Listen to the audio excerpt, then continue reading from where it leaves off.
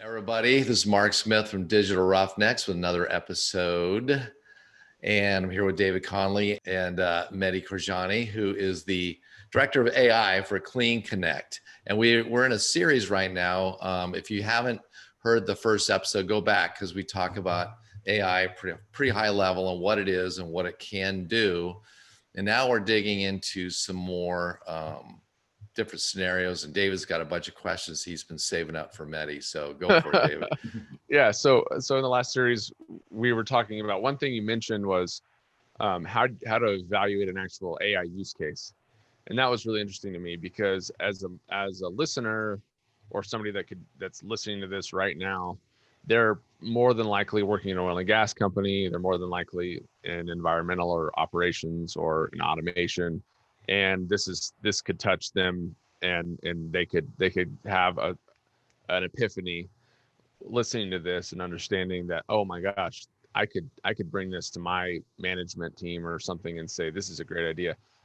And we talked about, you mentioned kind of a general rule of thumb, and it was talking about saying, okay, if a human being can understand it in a certain amount of time, that's more than likely a candidate for an AI or a machine learning algorithm or something like that. Can you go into depth about how you would, as a machine learning AI expert, map out an actual use case for a company to say, what's the criteria that you could basically say, okay, if it checks this box, this box, this box, and this box, then we can more than likely build out an AI use case for it, and we could start saving you guys money in operations or in fines or something like that.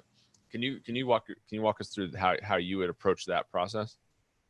It is going to be very hard for me to think about any industry that cannot use AI right now, right? So it's getting mainstream. Everyone is trying to use the AI in order to solve the problem, right? So we have to see how we can solve the problems, and then if AI is bringing the value. So one thing that we talk about is a general rule of thumb is that AI can solve everything, but that is very broad.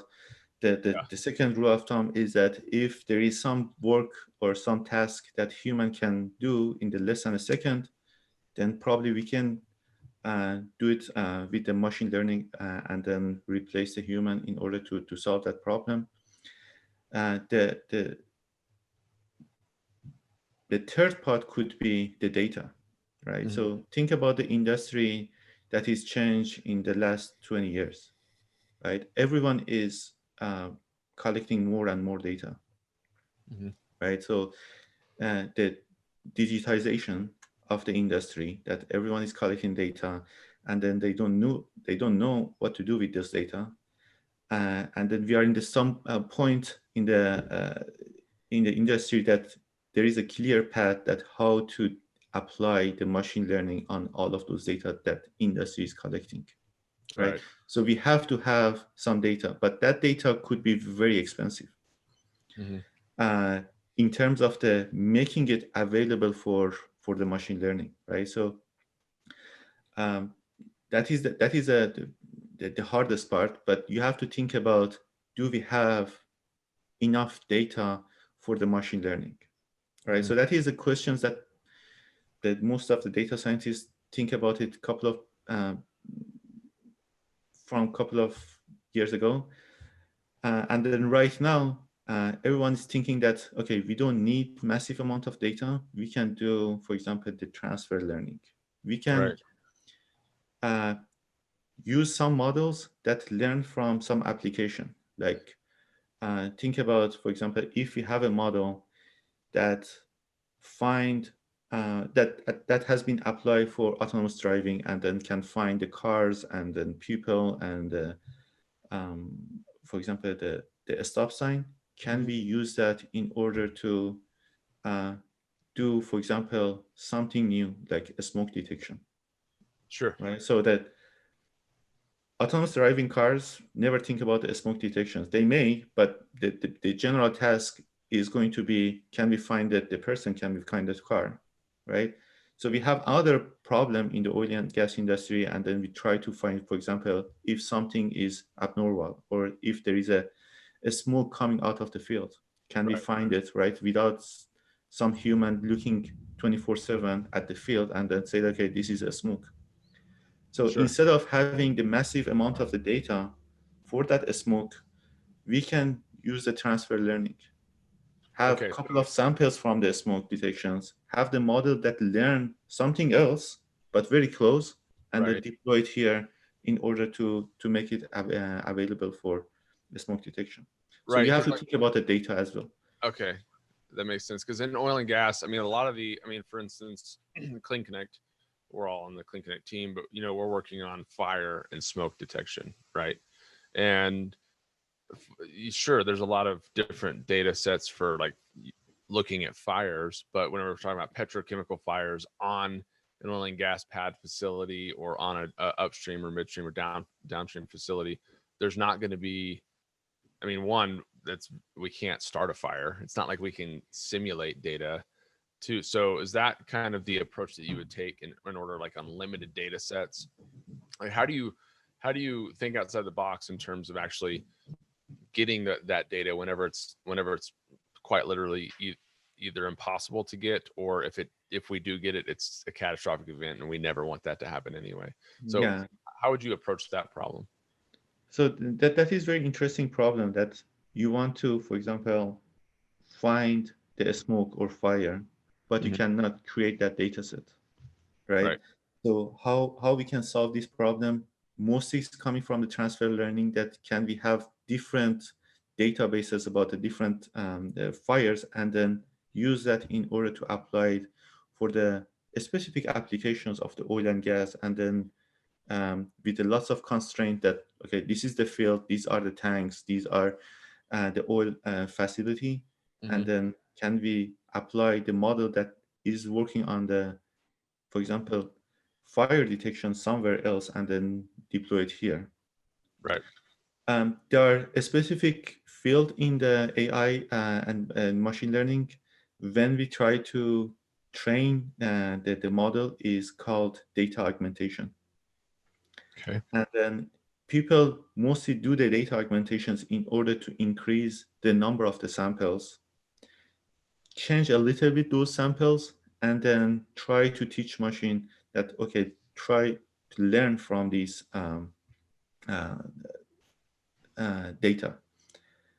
So when I think about, for example, a smoke detection in somewhere that it is impossible to replicate, I would think about, for example, having someone with a special effect skills to add a smoke and fire in the background that you want in the oil and gas, and then create that data set in order to use it for the machine learning, and then let the machine find out, okay, this is the smoke, this is the fire, and these are the things that we are looking inside the data. Can you tell us whenever there is something similar to this in the field, and then notify us? Can you specify similar instead of identical to? Like, yes. So that is the power of the AI, right? So the power of the AI is like, you have set of samples, right? You have to teach the machine. The machine can memorize those, right? So that is not acceptable behavior of the machine learning, right? So if it is the memorization, that is not a good machine learning. Right. The machine should learn from those data.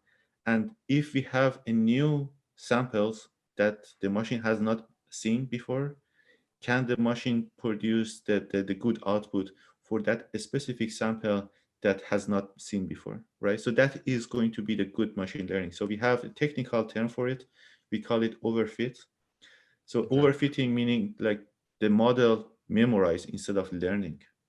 Right. Okay. So if you change a little bit the input, little bit different fire or a smoke, the machine cannot recognize it. That is not a good machine learning. The good machine learning should be generalized. So that is a rule of time that even for the samples that has not been seen before, can produce a meaningful output. So when you talk about machine model like accuracy, how does that work? Because I've heard you say, hey, it's 90% accurate or 98% accurate or what, like, what is that a measure of and what determines its accuracy? So the accuracy is mostly coming from those samples that people do and then say that, okay, if this is the image, this is, for example, the license, and the license is this number, right? So we can create lots of data and then try to teach machine.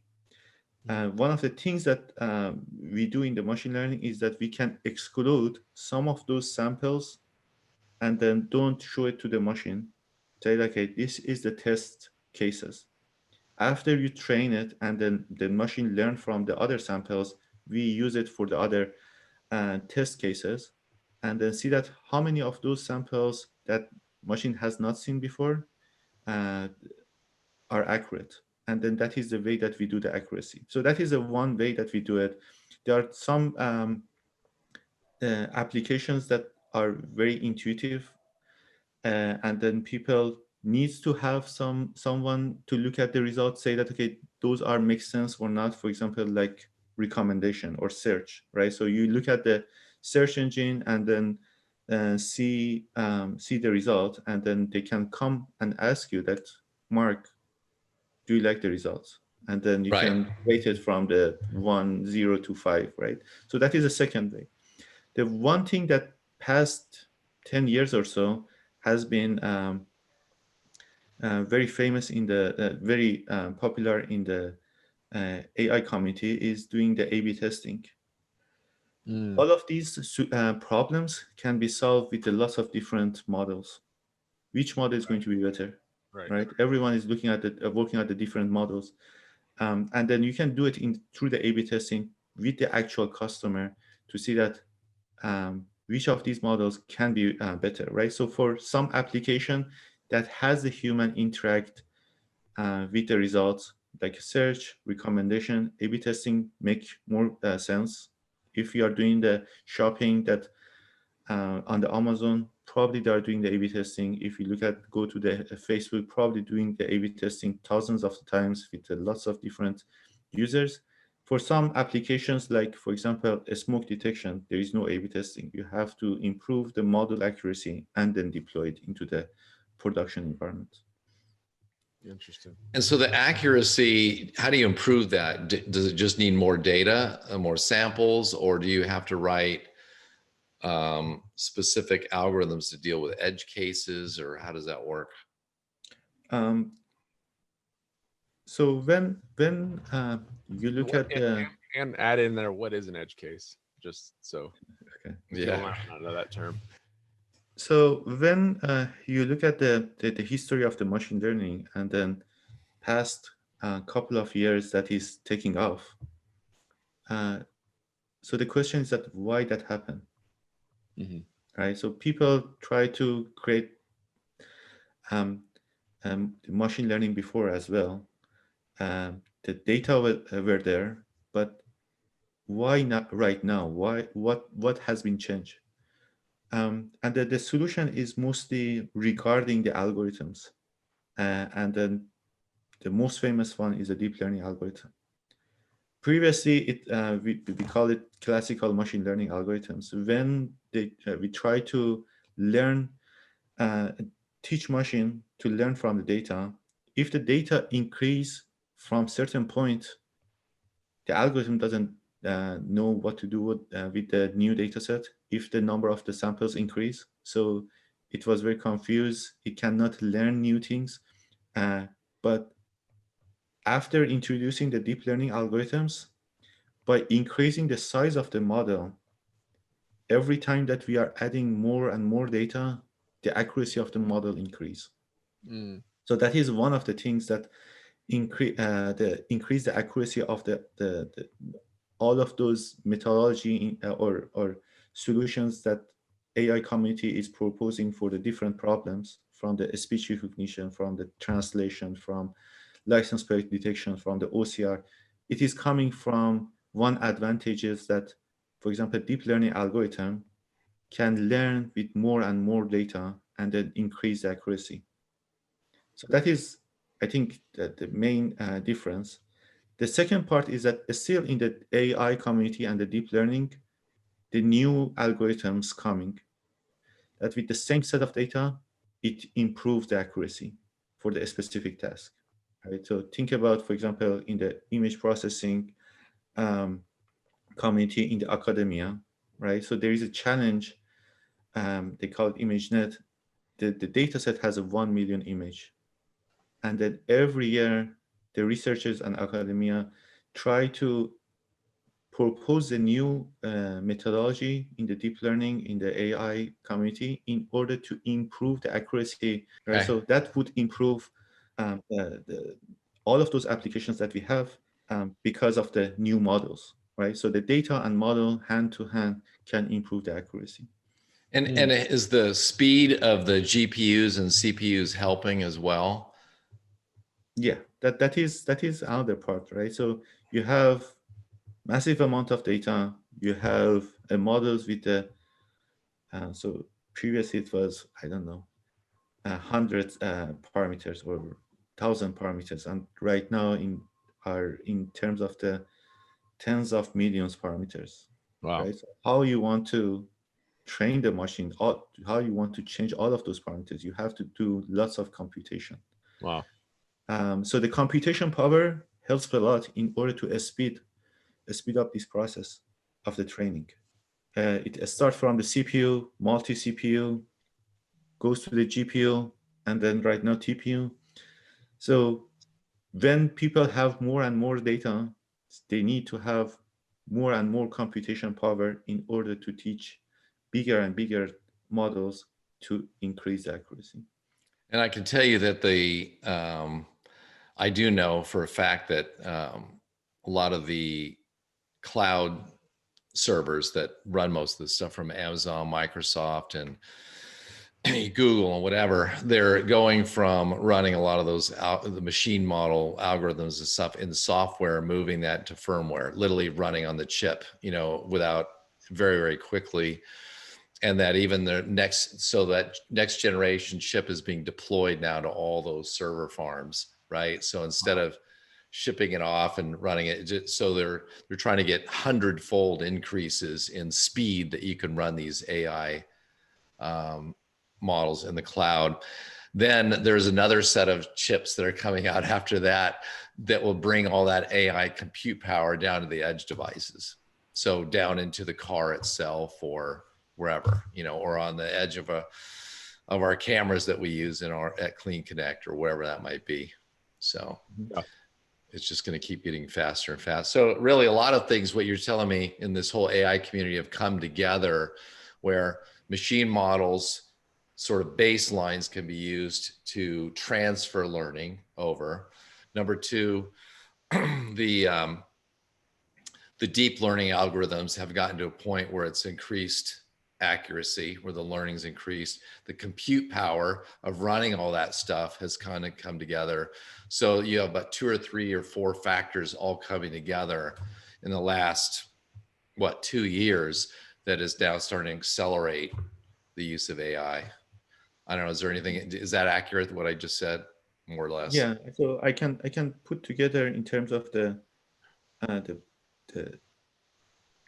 most of the advance in the machine learning is coming from one specific type of the machine learning algorithms that is called supervised learning. That is a technical term, but that is essentially learning from the data when you have the output, right? So we have the input and output. Say, okay, if this is image, this is a license number. If this is another image, this is a license number. So we have to have lots of data in order to teach the model, right? So that is called supervised learning. There are some models that is unsupervised learning, that you have the data, but you don't know the output. Mm-hmm. And then the model try to find out what is the similarity, what are the patterns inside that data. The transfer learning that you mentioned, is the same models that you have for one applications, and then try to use it for the other applications with very few sample, right? So it's going to be much easier. And then there are some new, not new, but the recent, most recent development in the machine learning area is in the reinforcement learning. And then that is coming from, for example, not having the output all the times, but having the output sometimes. Think about it as for example, playing a game, right? So how we can teach the machine to play a game, right? So the output of the playing game is that, okay, if you win at the end or if you lose, and then you can do lots of things in the middle. So you can right? So it is, you can teach a computer how to play soccer. right. So that is that is funny because I was working on the robotic team before for 7 years. Wow. And then we try to we have the soccer robot try to play soccer, and there are competitions all over the world every year, and they call it RoboCup. And then they have different sections that play soccer with the robot, and the machine should learn how to play soccer, play as a team, play individually, and then compete with the other team in order to win. That's incredible. What a world we're living in. Oh, man. Well, Mehdi, this has been super helpful, and I definitely want to do some more sessions on AI. Look, this is one of these episodes that, quite frankly, David and I get as much value, even if nobody else gets any value out of it. We're getting value out of it right now. So we want to thank you. A bunch more questions. You do? All right. Well, we'll save those for another episode and another time. But anyway, thanks again. If anybody wants to learn more about how AI applies to your business in oil and gas, reach out to us at cleanconnect.ai and set up a one-on-one session, and we can figure that out. All right. Thanks again, guys. Thanks again, Mehdi. Thanks, everybody. Thank you.